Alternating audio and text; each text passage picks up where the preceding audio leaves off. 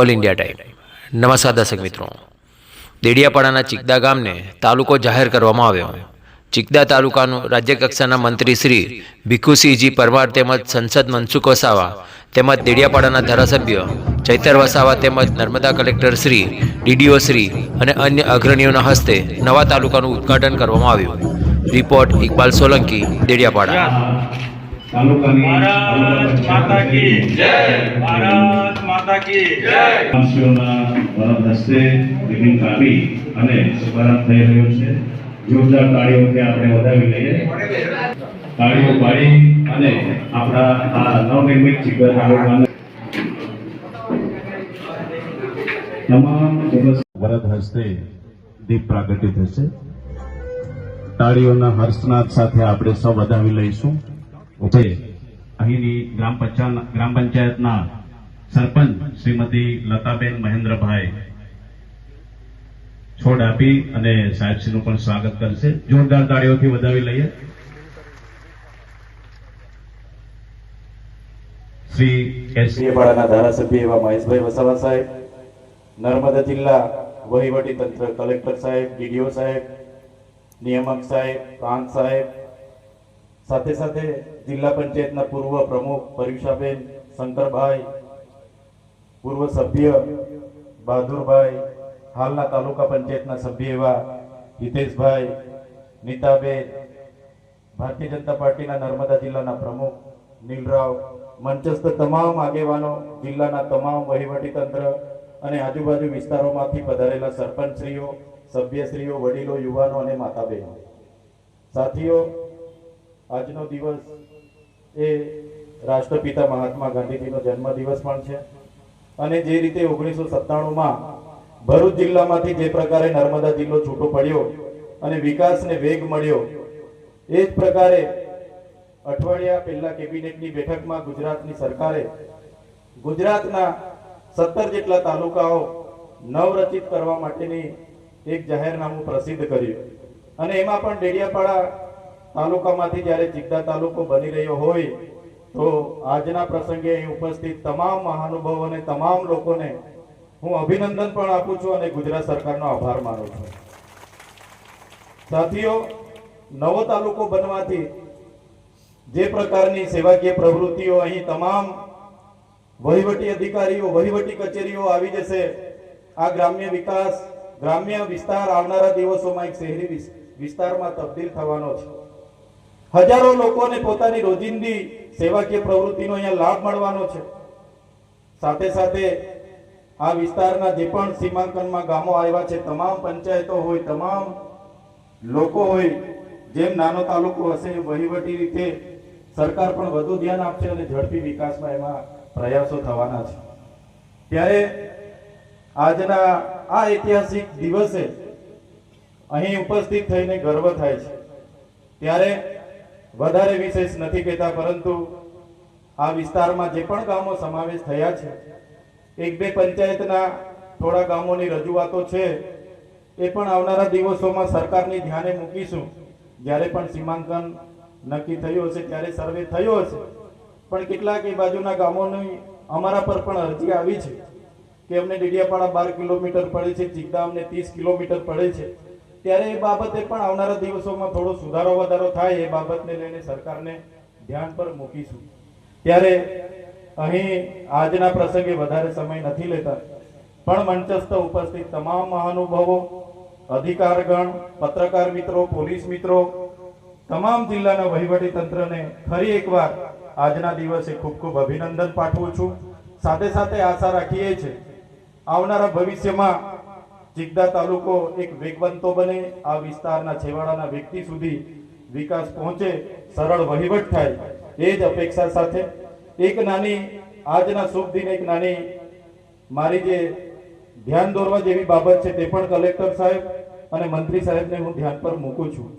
માનનીય કલેક્ટર સાહેબ અને મંત્રી સાહેબ, મારા મત વિસ્તારમાં આટલો મોટો પ્રોગ્રામ છે, પણ વહીવટી તંત્ર દ્વારા નથી મને ફોનથી જાણ કરવામાં આવી કે નથી મને આમંત્રણ પત્રિકા આપવામાં આવી। આ તો મને સાંજે મોડા ખબર પડી। અહીંના કેટલાક સરપંચોએ આગ્રહ કર્યો કે ધારાસભ્ય સાહેબ તમે પણ હાજર રહેજો, અને કેટલાક વડીલોએ આગ્રહ કર્યો એટલે હું અહીંયા પધાર્યો છું. પણ હું સરકારનો પ્રતિનિધિ છું, સ્થાનિક ધારાસભ્ય છું. આટલો મોટો સરકારનો કાર્યક્રમ થતો હોય અને ધારાસભ્યને બાદબાકી કરવામાં આવે, આ મારી બદનામી નથી, પણ જે લોકોએ મને મત આપીને ધારાસભ્ય બનાવ્યા છે એ લોકોનું અપમાન છે. એટલે બીજી વાર આવું ભૂલ નહીં થાય એ પણ તમને ધ્યાન દોરવા માટે હું વિનંતી કરું છું.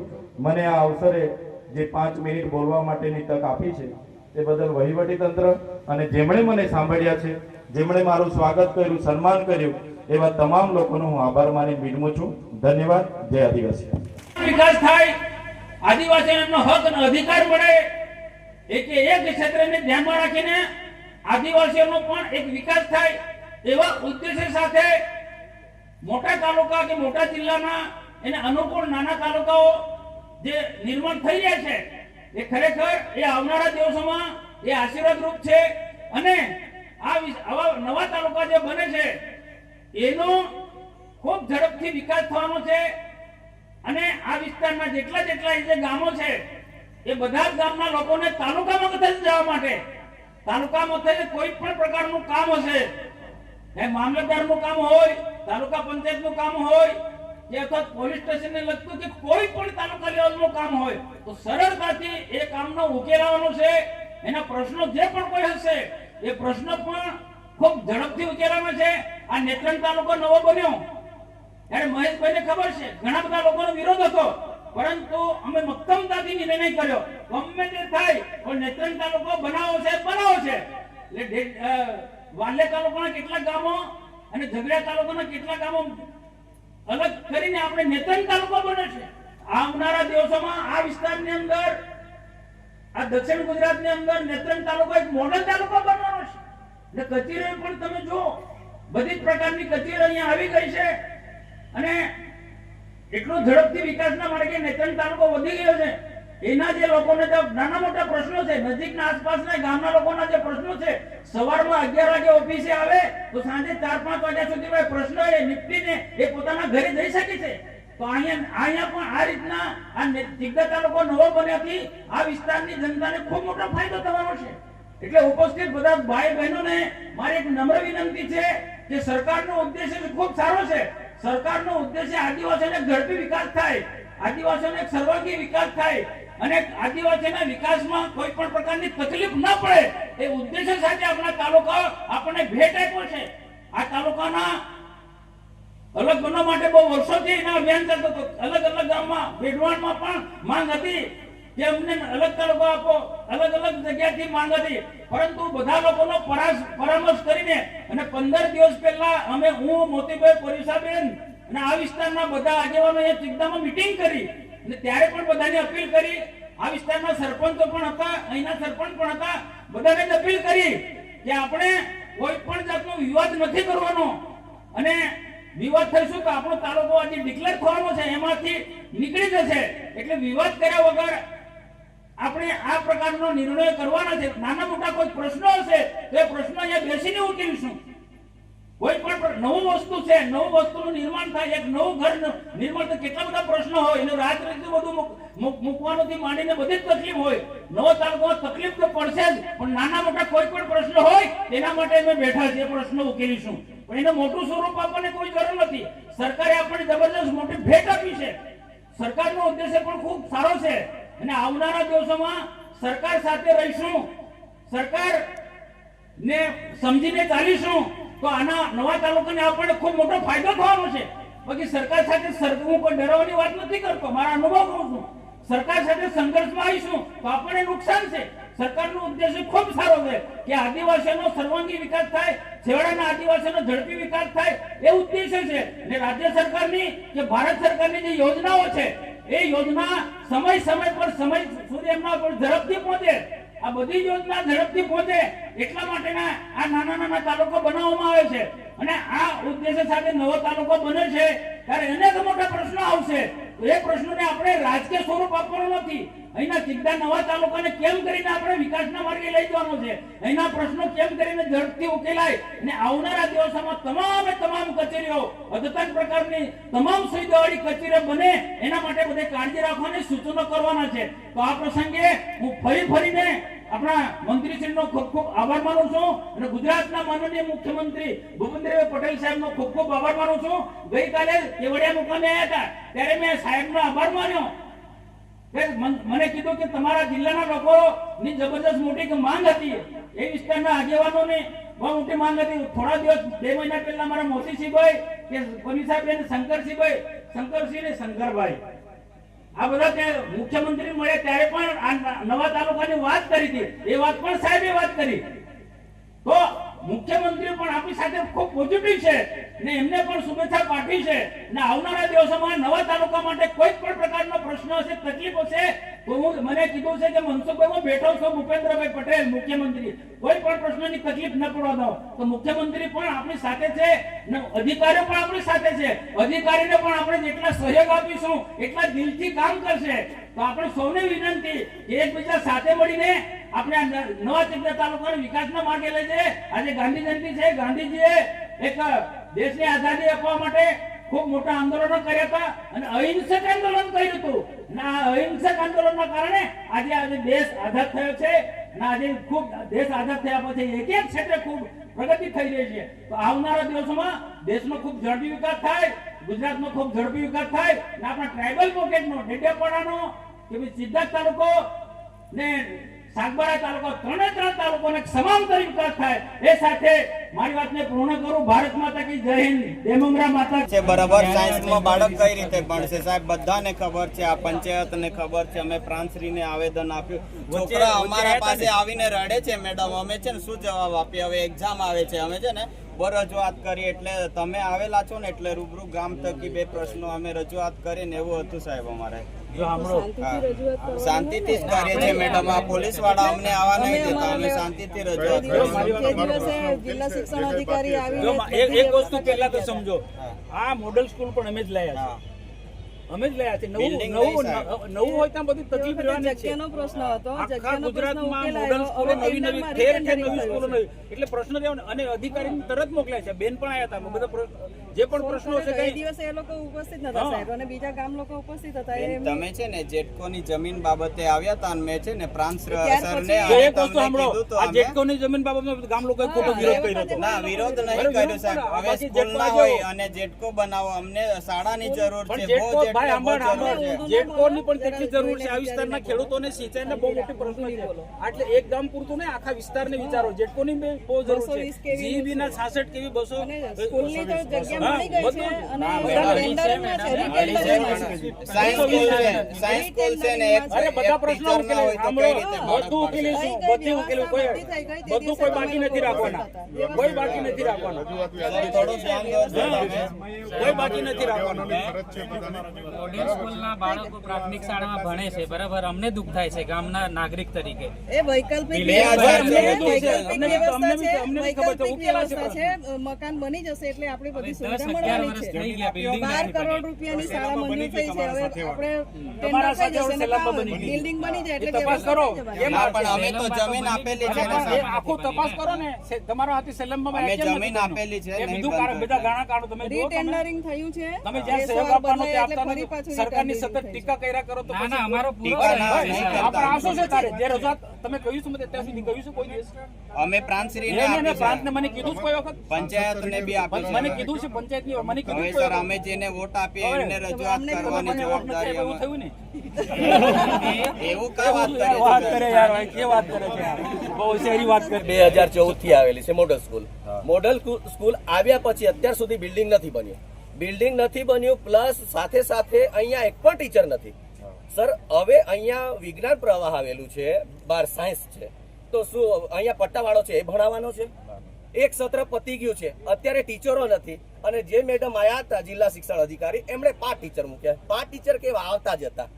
બે દિવસ એક ટીચર આવશે, 2 દિવસ બીજો ટીચર આવશે. છે ને પ્રાંતશ્રીને રજૂઆત કરી અને 7 દિવસના ધરણા પર બેસવાનું અમે ચીમકી આપીને તો 5 ટીચર કરેલા છે. હવે તમે વિચારો સાહેબ, 2014 થી આખી ગ્રાન્ટ ફળવાઈ જતી હોય, જમીન પેલા ટેમ્પરરી છે ને જ્ઞાન સહાયક વાળા એ બી નહીં, પટ્ટાવાળો જ છે તો પટ્ટાવાળો બનાવવાનો છે. અને બીજી વસ્તુ અમે રજૂઆત કરીએ છીએ તો પોલીસ વાળા કે પ્રોગ્રામ બગાડો. અરે બીજી વસ્તુ છે, બીજી વસ્તુ 2 વર્ષથી કોઈને જમવાનું આપવામાં નથી આવતું છોકરાને. સર જમવા નથી આપતા, નાસ્તો નથી આપતા. અને જે સ્કૂલ વેન હતી એ પણ બંધ કરી દેવામાં આવી છે. તો અમારા છોકરા અહીંયાથી 5-5 કિલોમીટરથી ચાલીને આવે છે અને ચાલીને જાય છે. બરાબર, રસ્તે ઘાટે કંઈક થાય કે રિસ્પોન્સિબિલિટી આ લોકો નિભાવવાના છે. આજે 10મા 12માનું ભવિષ્ય અંધકારમાં છે, છોકરાઓનું ફેલ થશે. જે વર્ષો બગડે એની રિસ્પોન્સિબિલિટી આ લોકો રાખે છે કે આ લોકો પાસ કરાવી આપશે? અને મોડલના છોકરાઓ પ્રાથમિકમાં ભણે છે, પ્રાથમિકમાં ટીચરો નથી, આ લોકો ત્યાં હોહાકાર કરે છે. એમના ડિસ્ટર્બ થકી અમારા પ્રાથમિક વાળા છોકરા ભણી નથી. બરાબર, એકલવ્ય મોડલ શાળાની તો મેં પણ મુલાકાત લીધી. બરાબર સર. હવે અહીંની જે તમારી શાળા ખરી ગામની, એની બાજુના મકાનમાં ભણાવે છે. મેં બી જે તે વખતે રજૂઆત કરી છે. તેમ છતાં આજે આ ચિકદો આપણે નવરચિત તાલુકો જાહેર થયો છે એટલે માનનીય મુખ્યમંત્રીશ્રીને પણ આપણે ધ્યાને મૂકીશું, આદિજાતિ અને શિક્ષણ મંત્રીને પણ આપણે ધ્યાને મૂકીશું. હું કાલે ગાંધીનગર છું, કાલે ને પરમ દિવસે, તો હું ચોક્કસ મારા લેટર પેડ લઈ જઈને તમારા વતી અને આપણા બધા વતી હું રજૂઆત કરીશ.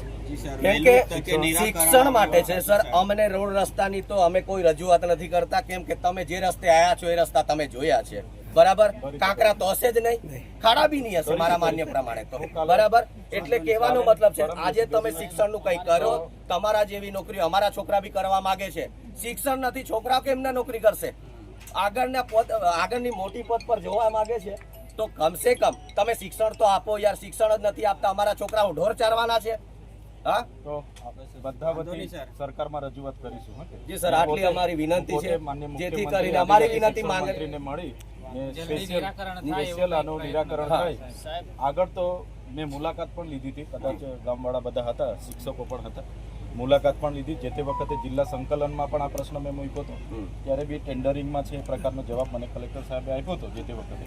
તેમ છતાં ફરી હમણાં જિલ્લા સંકલનમાં પણ રહીશું. એના પહેલાં માન્ય મુખ્યમંત્રી શ્રી આદિજાતિ શિક્ષણ મંત્રીને ચિકદાના એકલવ્ય મોડલ શાળામાં રજૂઆત આપણે કરીશું. જે પણ જવાબ મળશે એ પણ તમને અમે આપીશું.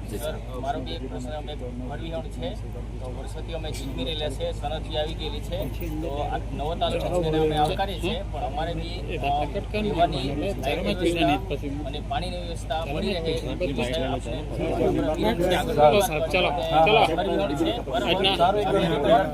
બધું રેડી છે.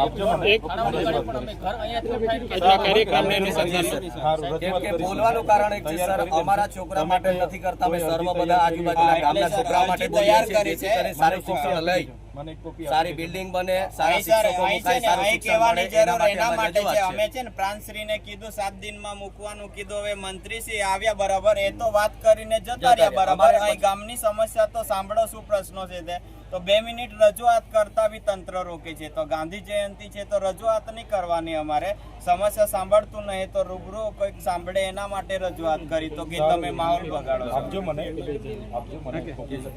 તમારી જે રજૂઆત છે એની એક અરજી મને આપજો.